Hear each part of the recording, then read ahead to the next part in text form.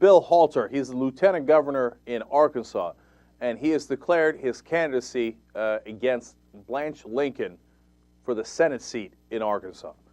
He's a Democrat, so that means they're going to have a primary fight. Now, of course, everybody in the Democratic Party establishment hates that. Everybody else loves it. Now, why? Because he's saying, hey, look, Blanche Lincoln has made too many deals with the banks, with the healthcare companies, et cetera, and not looked out for you and I in Arkansas.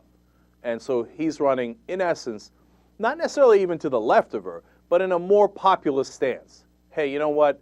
Let's represent your interests rather than corporate interests. Okay, fantastic. Point number two, he's already a lieutenant governor, very respected in the state, considered a very serious player in Arkansas politics.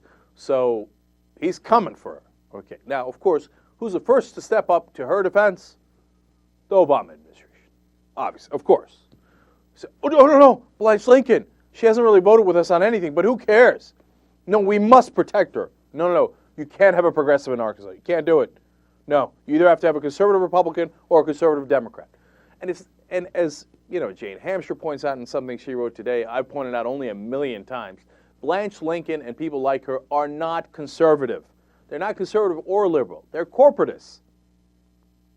They take corporate money. For example, public options, an excellent example. It would lower the deficit, which should be a conservative position. But she claims that she cares a lot about the deficit and then votes against the public option. Why? Because she's taking money from health insurance companies. That's how it works. Now, am I so excited by Bill Halter because I think he's the second coming of who? I don't know. What, Obama? Well, that would be a problem, wouldn't it? So it's not like I'm naive about this and idealistic. Oh my God, Bill Halter's going to come in and change everything. No, he's got a certain period of time before he catches the virus. And even if he means well now, and with a politician you never know, give him a year or so. By the time he's in the Senate for a year, 2 years, it's over. Every part of his office will be infected with lobbyists, and he'll see the money signs, and he'll understand how this game is actually played, and then we'll be doing primary campaigns against Bill Halter. Okay, and then round and round we'll go. Now, I'm sorry if that sounds a little too skeptical, but that's what I've seen over and over. I'm telling you from experience, right? Nonetheless, it's definitely good news because you know how they have that old stupid saying, I'd rather stick with the devil I know than the devil I don't know. Why? You already know the one you know is the devil. The other guy you don't know about, right? So I'll take my chance with the new guy. He's claiming that he's going to do something positive. He's running on the right ideas. He's saying the right things. And who knows, maybe he can do some good before he gets infected. The Senate is like zombies over there. They are. And once they get the virus, you got to get out of there, man. So anyway, I want to run you his ad here because,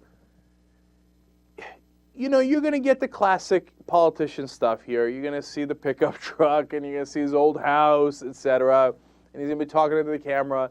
And looks like he's a good politician, right, in terms of being able to effectively deliver that without seeming too corny or hokey, right?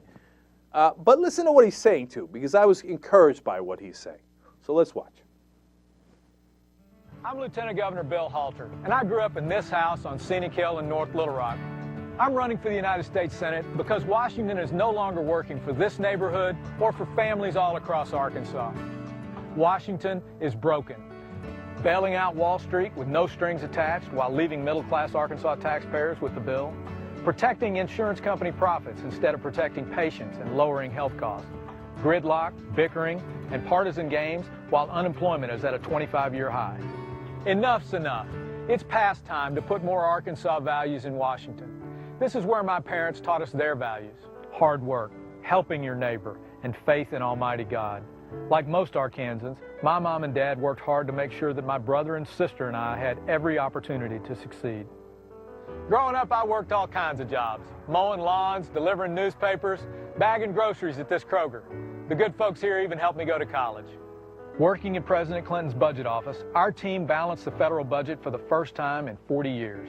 Later, as a leader of Social Security, I helped fight off the Republican and Wall Street schemes to privatize it. Arkansas families work hard every day. As lieutenant governor, we fought for an increase in the minimum wage. And when the legislature moved to increase their pay in these tough economic times, I gave my increase to charity. The toughest fight was to establish the scholarship lottery. Most believed it couldn't be done. But I took a principled stand that Arkansas voters should decide this issue for themselves. Our team gathered more than 135,000 signatures to put this issue on the ballot, and Arkansans approved the scholarship program by almost 2-1. And we made sure that the Lottery Commission is subject to tough ethics rules to prevent corruption. This year alone, we'll help over 20,000 Arkansas families pay for college without raising taxes. My wife Shanti and I are blessed with 2 wonderful daughters. Nothing is more important to us than protecting their future and the future of every Arkansas child. Right now, Washington's not working for Arkansas families, but it ought to. If you want your government dedicated to helping middle-class families rather than protecting special interests, then join my campaign. I'm Bill Halter, and I approve this message. All right, look, let's look at positives and negatives of that ad, of the substance of what he was saying. One, he says, I'm going to stop the bickering in Washington and the partisan stuff. People are tired of it. I'm tired of people saying that. Okay, you're not going to stop. How are you going to stop it, Bill? Okay, and I'm afraid a lot of times that's code words for I'm going to sell out to the Republicans and pretend to be bipartisan, right?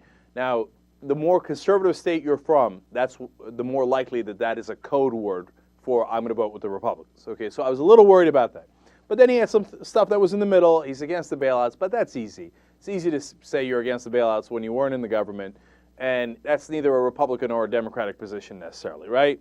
And he says, look, we did real balanced budgets under Clinton. I like that a lot. They did. I like balanced budgets, and that's neither conservative nor liberal, okay?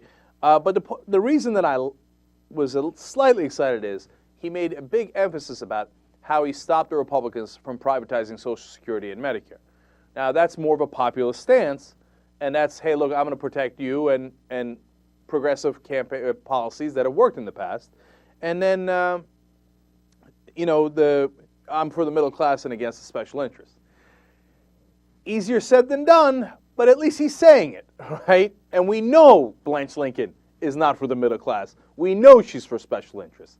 And it's not like the other side can make an argument here, oh my God, Bill Halter, if he beats Blanche Lincoln, he stands no chance against the Republicans. Why not?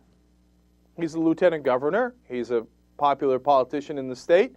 And I think people of Arkansas will like a populist message saying, I'm going to protect you instead of the corporate lobbyists. I think that's a winning message.